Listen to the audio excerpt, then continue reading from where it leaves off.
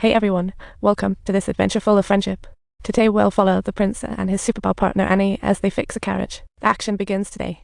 During a short walk, they spot a cliff ahead, and tough girl Annie immediately drops the aristocratic act to prepare for an adventure. Annie climbs to the cliff's peak to scout, but suddenly a gang of bandits shows up, and the unsuspecting prince gets knocked down with one punch. What a way to start, outnumbered by the bandits. The prince quickly reminds Annie still below, then engages in a heart-stopping duel with the bandits, lacking any kingly flair.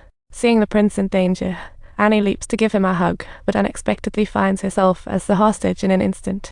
The prince huffs, pauses fighting. "Let me go, I've got your boss."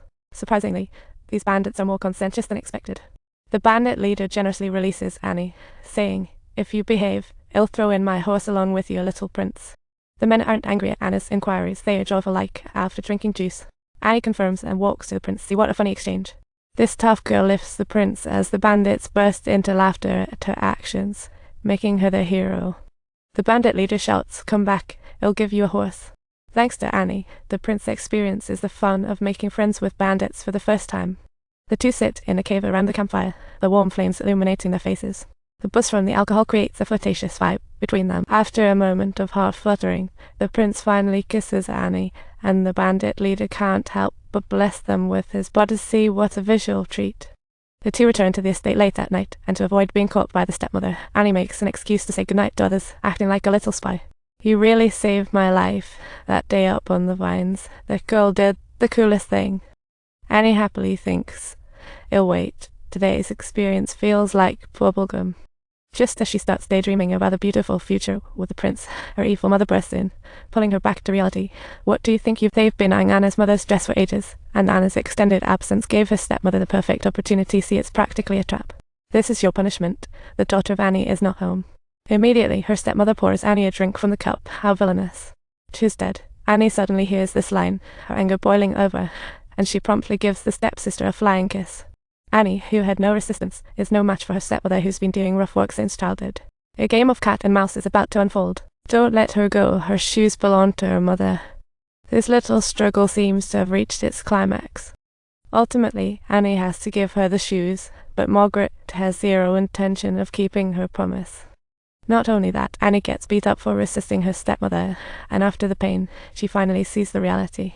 She understands her identity as a servant, realizing the impossibility with the prince, and makes a resolution to go to the place they agreed upon 2 days ago. The prince is surprised to see her arrive. "I feel my muscles can protect me. I have to tell you something." This is your chance to not let Annie know your identity. The prince leads her to an overgrown, abandoned castle, excitedly recounting his childhood anecdotes. He eagerly talks about his duels with other royal members, making Annie want to laugh and cry at the same time. "I haven't slept. I'll wait until I wake up from this dream." The prince expresses his affection for Annie with flair, looking into her sincere eyes. Annie feels even more guilty, her original courage to confess instantly evaporating, and ultimately gets swept away by her feelings. Meanwhile, the stepmother visits the queen with her daughter, attempting to introduce her daughter to the prince through flattery, only to hear a shocking revelation. "Do you know this name?" Others may not know, but the stepmother is well aware. Her husband's ex-wife was named Nicongrid. Reflecting on the peculiar behavior of the maids at the market and Anna's disappearance, all the details suddenly connect, and she instantly develops. "Connect? I'm afraid so. Impossible. This must be a mistake," the queen angrily retorts, her expression as if a balloon is about misled by the stepmother. The queen believes Annie is a married woman. Had this been before, she absolutely wouldn't believe the prince would do so, but Anna's strange actions in the castle ruins suggest her mother's words might be true. Returning to the estate dejected, she awaits her stepmother's fatal move. After a torrent of verbal insults, Annie is imprisoned. The stepmother worries that if Annie appears at the ball, it could affect her. See, truly a petty character. As the royal ball draws nearer, the maids, carefully deliberate and firmly decide that, even if it means sacrificing their lives, they will definitely assist Annie in fulfilling her love aspirations. The renowned painter Da Vinci finally arrives, and upon arrival, she tears down the wall painting. It turns out just a few hours ago, the elder rescued by Annie from the palace risked his life to inform her friend, enabling Da Vinci's timely assistance, but soon the happiness in her heart is replaced. She realizes attending the ball won't change her status as a servant. Feeling this reality's weight, Annie, encouraged, decides to go.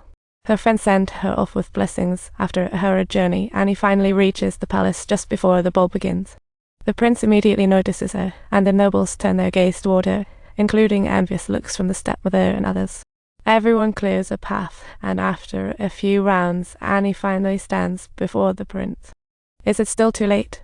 The prince excitedly wants to introduce her to his parents, but just then, the wicked mother pops up. Without a second thought, she tears Anna's dress. The prince burns with rage, about to ask when she cuts him off. She's just an unsuspecting thief. The prince remains skeptical, looking at Annie with suspicion. In that moment, the prince realizes Annie is the maid who threw fruit at him that day. Understanding the truth, his rage overtaking reason. The prince throws Annie out of the palace. She walks despairingly toward the door but trips and drops a shoe. Da Vinci, slowly approaching, witnesses this scene, feeling like the ultimate hero here to save her. What will happen to Anna's fate now?